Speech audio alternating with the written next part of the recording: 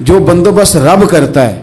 آزمائش آ جاتی ہے, بڑے بڑوں پہ آ جاتی ہے, لیکن بعض اوقات بڑی تکلیف ہوتی ہے جب اس بندے کو لوگ کٹہرے میں کھڑا کر دیں جس کا جرم ہی کوئی نہیں, اس شخص سے لوگ سوال جواب شروع کر دیں جس بیچارے کے خیال میں بھی وہ بات نہیں. پھر وہاں وضاحتیں دینا, نہ کردہ گناہوں کی وضاحتیں دینا, یہ بڑا بوجھ بنتا ہے, بڑی تکلیف ہوتی, اور لوگ کرتے ہیں یہ کام. پھر اللہ تعالیٰ جب بندوبست فرمائے, صحیح بخاری میں حضرت جریج کا ذکر فرمایا.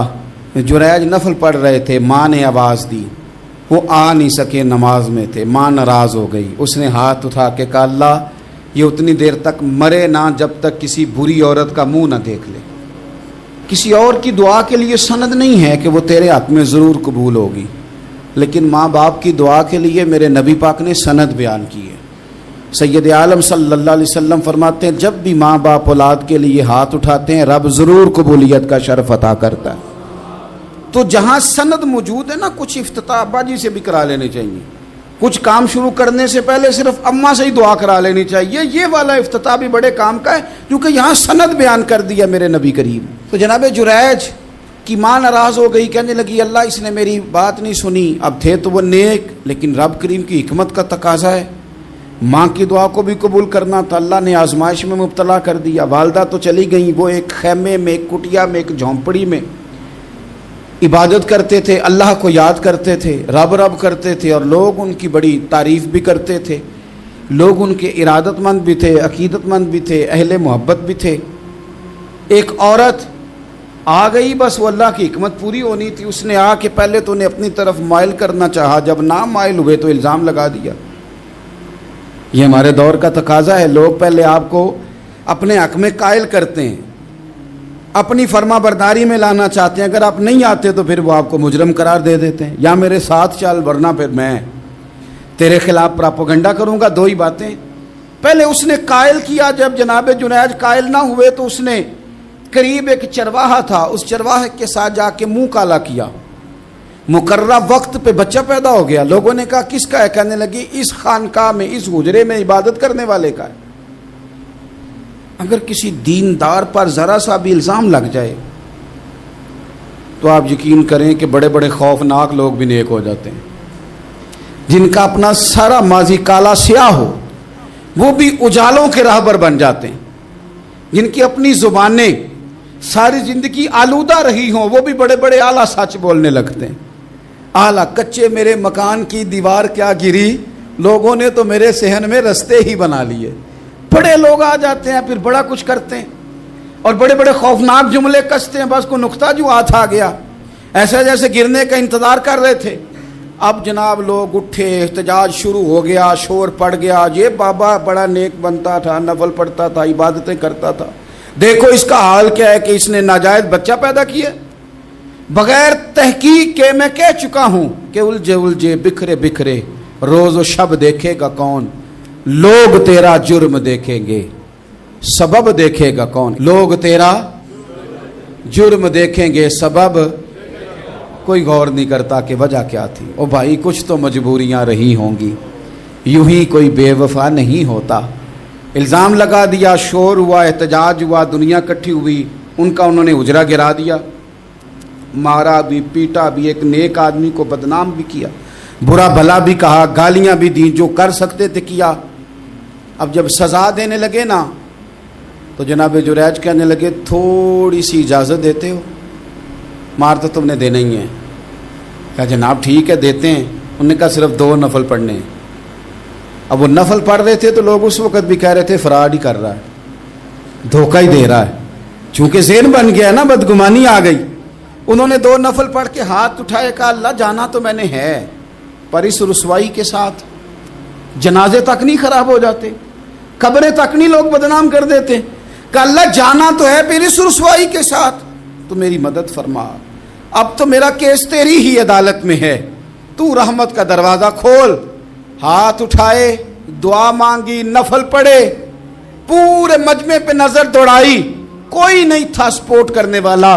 کل تک جو کہتے تھے نا تیرے لیے جیئیں گے, تیرے لیے مریں گے, ساری عمر ہی آٹا گدا ہے.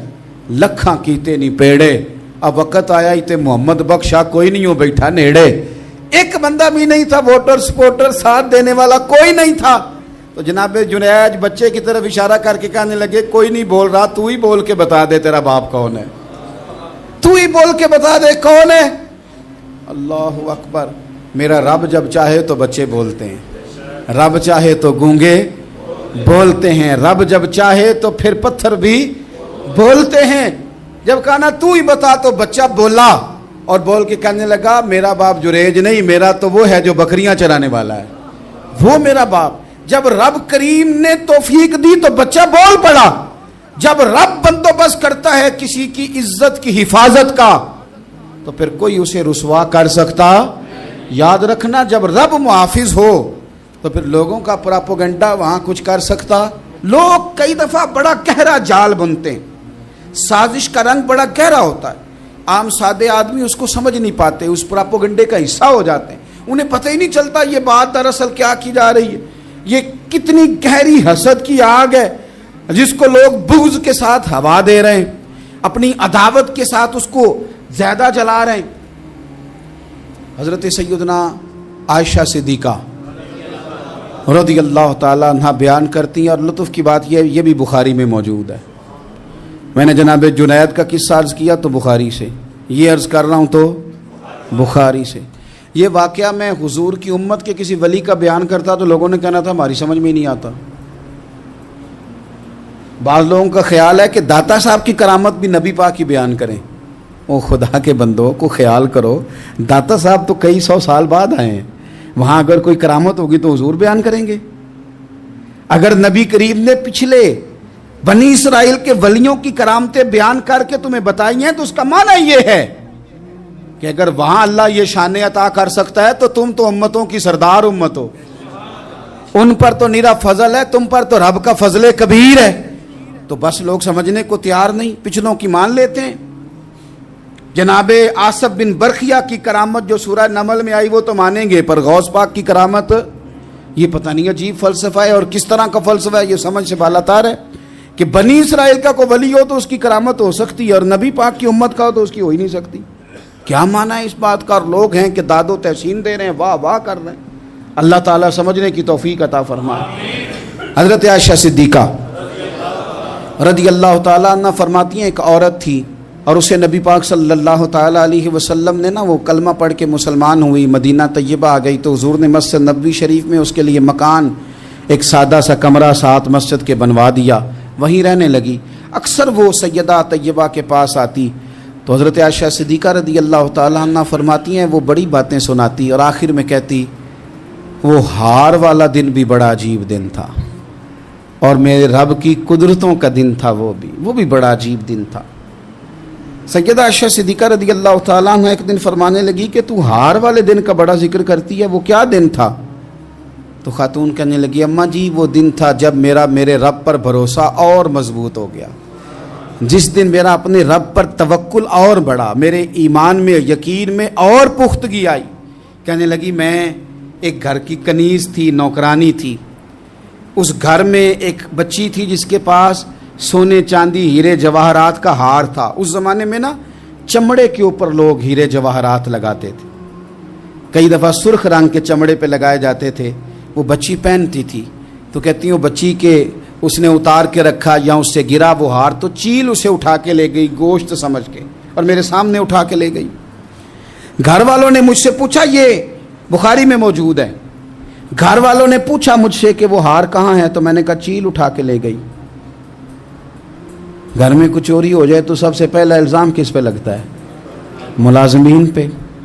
کہتے انہوں نے مجھے بڑا مارا, بڑی تکلیف تھی, حتیٰ کہ میری شرمگاہ تک کی تلاشی لی, میری عزت اتنی خراب کی میں بتا نہیں سکتی. میں نے اپنی زندگی میں ایک واقعہ دیکھا, ایک امیر گھر میں چوری ہو گئی, ملازم کو اتنا مارا کہ وہ چارپائی پہ پڑ گیا. پولیس والوں سے اتنی مار پروائی گئی کہ وہ بیچارہ چارپائی پہ پڑ گیا اور پھر وہ اتنا بیمار ہوا اور کچھ دنوں کے بعد پتہ چل گیا کہ چور تو اپنا بیٹا ہے ان کا.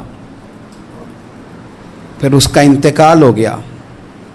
اب وہ سیٹھ صاحب اور گھر والے آ کے مرنے والے کے کان میں معافیاں مانگ رہے ہیں, کان میں تو میں نے ان سے پھر کہا تھا کہ یہ تو اب چلا گیا ہے، تمہارا زور چلتا تھا نا، تو تم نے قانون خریدا اور تم نے اسے جتنا ہو سکا تم نے اسے مار پڑوائی، تمہارے پاس جو عدالتیں تھیں تم نے وہاں کارروائی کی، اب ایک عدالت قیامت کے دن لگے گی۔ یہ کمزور تھا نا، کچھ کر نہیں سکا۔ میرے نبی پاک صلی اللہ علیہ وسلم نے فرمایا سن لو، اگر سینگ والی بکری نے بغیر سینگ والی بکری کو تکلیف دی ہوگی نا تو قیامت کے دن اسے بھی بدلہ دینا پڑے گا کہ تیرے پاس سینگ تھے اور تو نے اسے مارا تھا۔ وہ خاتون عرض کرتی ہے سیدہ عائشہ کی خدمت میں کہ مجھے بڑا مارا، مجھے تکلیف دی، میں کہہ رہی تھی کہ میرے سامنے چیل لے گئی ہے پر وہ نہیں مان رہے تھے، اماں جی انہوں نے مجھے بڑا مارا۔ حضرت عائشہ صدیقہ کہتی ہیں پھر کیا ہوا؟ کہنے لگی اماں جی جب کوئی میرا مددگار نہ رہا، مجھے تکلیف دے رہے تھے، رسوا کر رہے تھے، تو میں نے اپنے رب سے مدد چاہی، میرے رب کی طرف میں نے توجہ کی، میں نے کہا مالک اب تو ہی میرا مددگار ہے۔ کہتی ہے وہ مجھے مار رہے تھے تو وہ چیل جو ہار لے گئی تھی وہی لے کے واپس آ گئی، اور ہمارے سروں کے قریب لا کے اس نے جب اس ہار کو پھینکا وہ مجھے چھوڑ کے سائیڈ پہ ہوئے، وہ میری بے گناہی جان گئے، لیکن آپ کو بتاؤں اس دن سے میرا اپنے رب پر یقین اور بڑھ گیا۔ مجھے سمجھ آ گئی کہ جب انسان پورا ٹوٹ جاتا ہے اور جب کوئی چاروں جانب اس کا مددگار نہیں ہوتا تو رب تو ہوتا ہے نا، اللہ تو اس کا مددگار ہوتا ہے نا، وہ تو پھر اپنے اس بندے کی مدد کرتا ہے نا، پھر وہ تو توانائی دیتا ہے نا، وہ تنہا نہیں چھوڑتا، وہ تو آنسوؤں والوں کے آنسوؤں پہ بڑا کرم فرماتا ہے، وہ تو قسم پرسی میں آ جاتا ہے، اس کی رحمت بڑھ کے استقبال کر لیتی۔ تو بھائی جب آپ پر اللہ کی حکمت کے تقاضے پورے ہونے لگیں اور زندگی میں کبھی کوئی ایسا وقت آئے کہ آپ محسوس کریں کہ تنہا رہ گئے ہیں اور کئی اپنے بھی مخالفین کی جماعت میں نظر آنے لگے ہیں، تو اس وقت پھر دل، روح، زبان اور ذہن کو یکجا کر کے سمجھ لینا کہ جب ساری دنیا ساتھ چھوڑ جاتی ہے تو رب کی رحمتیں اس وقت بھی ساتھ رہتی ہیں اور اللہ کی مدد اس وقت بھی بندے پہ کرم نوازی کرتی ہے۔ ایک اور حدیث سنیں، لطف کی بات یہ ہے یہ بھی بخاری میں ہے، یہ بھی واقعہ بخاری میں ہے۔ اللہ اکبر۔ ایک شخص نے نا ایک بندے سے قرض مانگا، اس نے کہا مجھے قرضہ دو، وہ کہنے لگا کہ کتنا قرضہ؟ اس نے کہا 1000 دینار۔ دینار سونے کا ہوتا تھا، درہم چاندی کا ہوتا تھا، 1000 دینار چاہیے۔ اس نے کہا کوئی گواہ ہے تیرے پاس؟ غریب کا گواہ بھی کوئی نہیں بنتا، کبھی الجھ جائے نا کوئی بندہ تو کئی اپنے بھی کہہ دیتے ہیں کہ ہم اس کے قول فعل کے ذمہ دار نہیں ہیں۔ ایک غریب آدمی کو قرض کی ضرورت پڑ گئی، 1000 دینار چاہیے۔ میں کہہ چکا ہوں کہ درہم چاندی کا ہوتا تھا، دینار سونے کا، اب 1000 دینار لینا ہے۔ تو جس بندے سے اس نے کہا، اگرچہ وہ نیک بندہ تھا، اس نے کہا یار 1000 دینار دے دو، تو کہنے لگا کوئی گواہ ہے تیرے پاس؟ وہ کہنے لگا غریبوں کا گواہ کون ہوتا ہے؟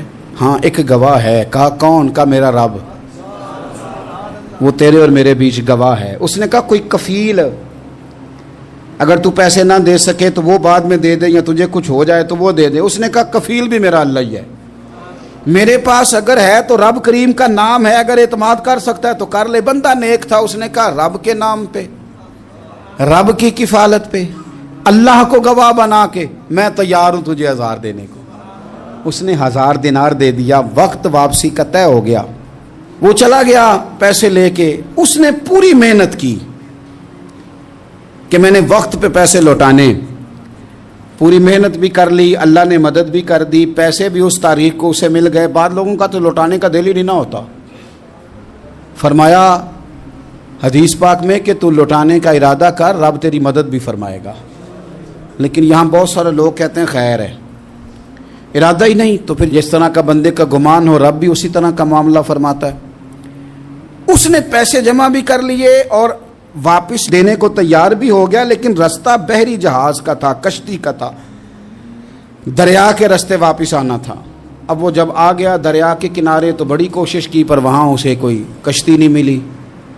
وقت پہ پیسے لوٹانے ہیں، سفر کرنا ہے، اب سواری میسر نہیں ہے۔ سوچ سوچ کے پریشان تھا کہ میں نے تو اللہ کے نام پہ لیے۔ اچانک دل میں ایک تجویز آئی، اس نے ایک لکڑی لی، لکڑی کو اندر سے کھولا، 1000 دینار اس میں بھرا، بخاری پڑھ رہا ہوں، اور ساتھ ایک خط بھی لکھا کہ یار میں پیسے پہنچانا چاہتا تھا پر مجھے کوئی چیز نہیں ملی دریا کے اس پار آنے، اللہ کے نام پر تیری طرف روانہ کر رہا ہوں۔ اور یہ کہہ کہ وہ لکڑی دریا میں رکھ دی، وہ لکڑی ڈوب گئی ہے، واپس آ گیا۔ وہ جس نے پیسے لینے تھے وہ عین مقررہ وقت پر دریا کنارے آیا، صبح سے سر شام تک اس نے انتظار کیا۔ دل ڈھلنے لگا تو دل میں خیال آ گیا کہ یار نہیں، اس نے دینے ہی نہیں، جھوٹا وعدہ کر گیا، پہنچا ہی نہیں وقت پہ۔ اب جب واپس لوٹنے لگا تو اچانک دریا میں ایک لکڑی تیرتی ہوئی دکھائی دی، کہنے لگا لے جاتا ہوں، شام کو روٹیاں پکانے کے کام آئے گی، ایندھن بنا کے جلا لوں گا، ہنڈیا پک جائے گی۔ لکڑی اٹھا کے جلانے کے لیے گھر لایا، گمان تھا کہ وہ نہیں آیا وعدہ کر کے، اللہ کو کفیل اور وکیل بنا کے اور گواہ بنا کے پھر بھی نہیں آیا۔ لکڑی لے کے گھر گیا، بخاری ہے، اور جب اس کو چیرا نہ کہ میں اس کی آگ جلاؤں گا، کھولا تو اندر سے 1000 دینار بھی نکل آیا، خط بھی نکل آیا۔ اب ذرا سمجھنا، اس کے دل میں بات کس نے ڈالی کہ تو لکڑی میں پیسے ڈال دے؟ اللہ نے۔ اس بندے کو مقررہ وقت پہ کنارے بھیجا کس نے؟ لکڑی صرف اسی کے ہاتھ آئی تو یہ بندوبست کیا کس نے؟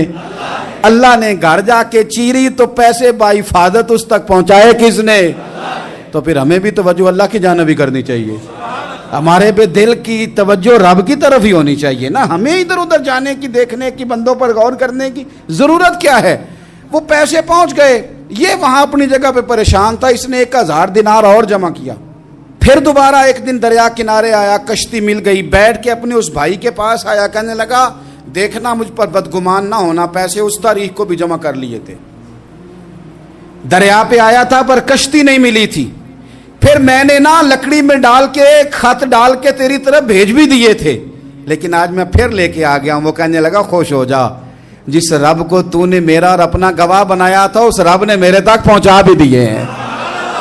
جب لوگ اللہ کو گواہ بناتے ہیں، رب کی جانب اپنی توجہ کرتے ہیں، اپنی چاہتوں، خواہشات اور اپنی ساری چٹھیاں اپنے رب کریم کی رحمت کی طرف روانہ کرتے ہیں، پھر اللہ اپنے بندوں کو مایوس نہیں کرتا، اللہ اپنے بندوں کو نواز دیتا ہے، اللہ تبارک و تعالیٰ اپنے بندوں پہ کرم نوازی کرتا۔ او سنگیو، ساری امیدیں سیٹھوں، نوابوں، دنیا داروں سے کیوں وابستہ کرتے ہو؟ ساری توجہات کا مرکز کیوں ان لوگوں کو بناتے ہو جو تمہیں دنیا میں مضبوط نظر آتے ہیں؟ اپنی توجہات کا مرکز اپنے خدا کو بنائیے، اپنے مالک کی جانب اپنی ساری خواہشات کا رخ پھیر دیجئے، اپنی توجہات اپنے رب کی جانب کر لیجئے، وہ اپنے بندوں پہ بڑی کرم نوازی فرماتا ہے، وہ عزتوں کا بھی محافظ ہے، وہ پریشانیوں میں کرم نوازیاں فرمانے والا ہے، وہ ساتھ دینے والا ہے، وہ اس کی رحمت قریب آ کے بندے کو سہارا دیتی ہے، وہ اپنے فضل سے اپنے بندوں کی ہر مشکل میں دستگیری فرماتا ہے۔ اسیاں سے کبھی ہم نے کنارہ نہ کیا، اور تو نے بھی تو دل آزردہ ہمارا نہ کیا، ہم نے تو جہنم کی بہت کی تدبیر، پر مولا تیری رحمت نے گوارا نہ کیا۔ عدل کریں تے تھر تھر کمبن، اچیاں شانہ والے، تجھے تو فضل کریں تے بخشے جاون، میرے جے منہ کالے۔ آخر دعوایا ان الحمد للہ رب العالمین۔